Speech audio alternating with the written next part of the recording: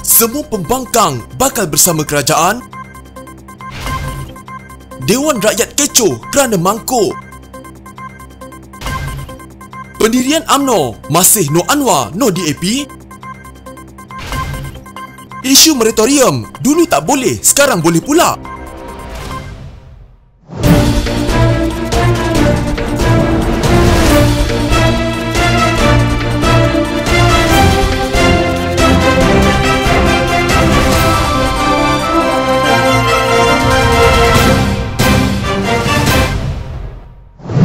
Ahli Parlimen Ketiri dari UMNO Anwar Musa yang sebahagian daripada pasukan rundingan dalam merangka Memorandum Persefahaman MOU antara kerajaan dan Pakatan Harapan tidak menolak kemungkinan perkara sama akan dicapai dengan parti pembangkang lain. Sebenarnya ini permulaan antara kerajaan dengan sebuah gabungan politik utama dalam saf pembangkang iaitu Pakatan Harapan. Kita percaya ia akan disusuli pula dengan parti lain dalam saf pembangkang kerana masih ada warisan Pejuang dan Muda. Ada juga Wakil Rakyat Bebas, katanya dalam satu rakaman audio selepas acara tanda tangan MOU. Walaupun ia hanya melibatkan kerajaan dan pemimpin Pakatan Harapan, Anwar yang juga Menteri Komunikasi dan Multimedia percaya ia tidak bersifat eksklusif. Perjanjian ini tidak eksklusif untuk Pakatan Harapan. Kita telah pun sama bersetuju bahawa kalau ada pihak yang bersependapat, maka tindakan serupa melibatkan mereka boleh dilakukan kerajaan, katanya. Dinamakan MOU Transformasi dan Kestabilan Politik yang ditandatangani Perdana Menteri Ismail Sabri Yaakob dan pemimpin utama Pakatan Harapan Ismail dan Anwar mewakili kerajaan. Pakatan Harapan pula diwakili oleh Presiden PKR Anwar Ibrahim, Setiausaha Agung PKR Saifuddin Nasution, Setiausaha Agung DAP Lim Guan Eng, Setiausaha Organisasi Kebangsaan DAP Anthony Loke, Presiden Amanah Muhammad Sabu, Timbalan Presiden Amanah Salahuddin Ayub, Presiden APCO Wilfred Medis Tangau dan Timbalan Presiden APCO Donald Peter Mojuntin. Turut hadir adalah Yang di-Pertua Dewan Rakyat Azhar Azizan Harun dan Yang di-Pertua Dewan Negara Rais Yatim. Antara persetujuan yang dicapai adalah Pakatan Harapan tidak akan menghalang kerajaan dalam undi kritikal di Dewan Rakyat yang boleh membawa kesan terhadap survivalnya seperti belanjawan. Sebagai pertukaran, kerajaan akan mengusahakan sejumlah pembaharuan dan dasar yang sebelum ini dibawa Pakatan Harapan. Anwar berkata, MOU itu berdasarkan persetujuan bersama dan pembangkang masih boleh memainkan peranan semak dan imbang terhadap kerajaan. Ini bukan jajaran politik baru atau kerajaan perpaduan. Ini merupakan kaedah di mana ada titik persamaan antara pembangkang dan kerajaan, katanya lagi.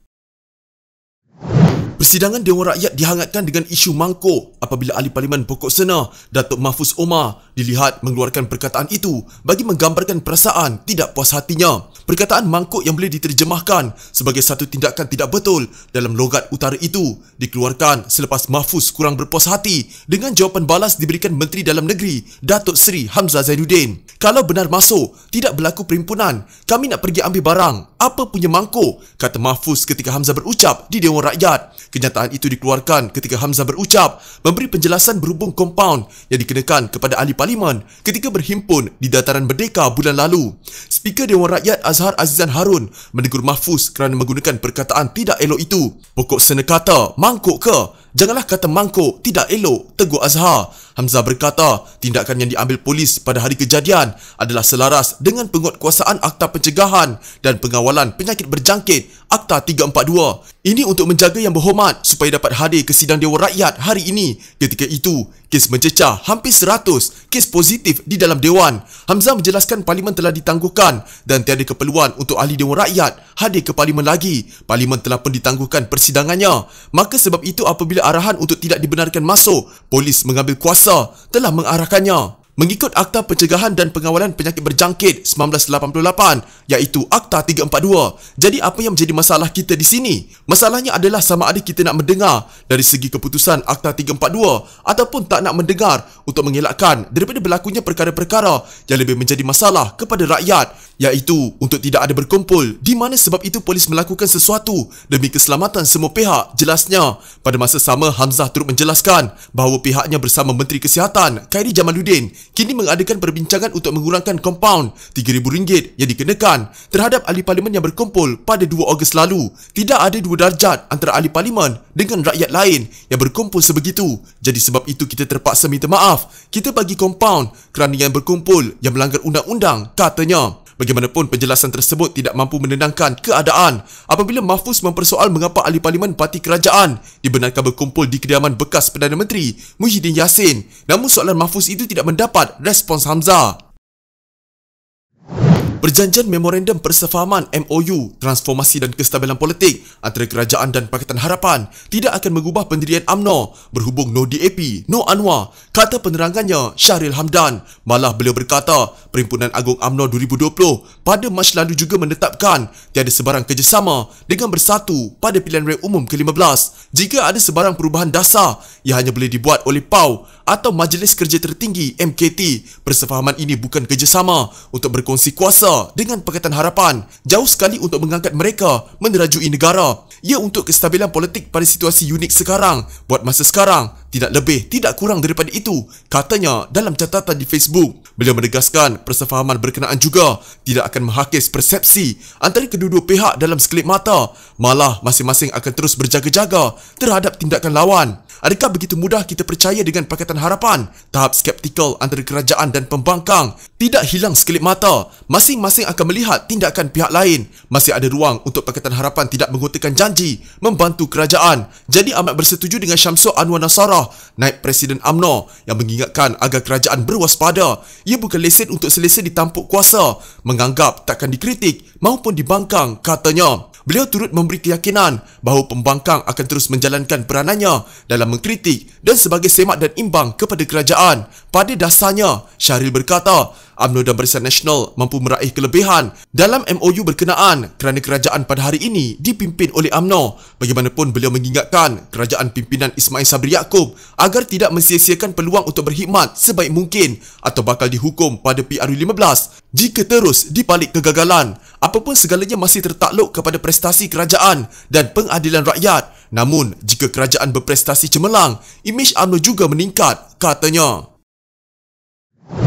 Kini boleh pula bawah kerajaan baru. Demikian reaksi Datuk Seri Najib Razak apabila Kementerian Keuangan mengarahkan institusi perbankan untuk mengusahakan pengecualian bayaran faedah bagi penerima moratorium pinjaman bank dengan segera. Pengecualian ini melibatkan penerima moratorium dari kumpulan 50% terbawah daripada keseluruhan rakyat Malaysia untuk sepanjang tempoh 3 bulan pada suku keempat 2021. Bekas Perdana Menteri itu berkata, dulu kita suruh beri moratorium pinjaman tanpa faedah. Kerajaan lama kata tak ada kuasa untuk arahkan bank. Dulu kita suruh naikkan had hutang kerajaan dalam parlimen bagi memberi lebih ruang untuk bantu rakyat. Kerajaan lama kata tiada keperluan sebab bantuan rakyat sudah mencukupi. Beliau berkata cadangan-cadangan yang pernah dikemukakan oleh beliau ini memberi manfaat kepada rakyat. Untuk rekod, kerajaan sebelum ini meluluskan cadangan untuk meningkatkan had ceiling kumpulan wang bagi wabak penyakit berbahaya daripada RM65 bilion kepada RM110 bilion dan had statutori hutang kerajaan persekutuan daripada 60% kepada 65% keluaran dalam negara kasar KDNK di bawah pindaan Akta Langkah-Langkah Sementara bagi Pembiayaan Kerajaan Akta KWC. Menteri Keuangan Datuk Seri Tengku Zafrul Abdul Aziz berkata, pindaan rang undang-undang tersebut akan dibentangkan untuk kelulusan Dewan Rakyat pada bulan Oktober ini. Antara lainnya, ia bertujuan mengukuhkan sistem kesihatan awam, terutamanya bagi membendung penularan wabak penyakit berbahaya dan merawat pesakit wabak penyakit berbahaya, serta menambah baik bantuan tunai langsung kepada rakyat dan menyokong kelangsungan perniagaan, terutamanya bagi perusahaan kecil dan sederhana, PKS serta PKS Mikro. Serentak itu, MOF juga telah mengarahkan institusi perbankan untuk mengusahakan pengecualian bayaran faedah bagi penerima moratorium pinjaman bank dengan segera. Ini melibatkan penerima moratorium dari kumpulan 50% terbawah daripada keseluruhan rakyat Malaysia untuk sepanjang tempoh 3 bulan pada suku keempat 2021.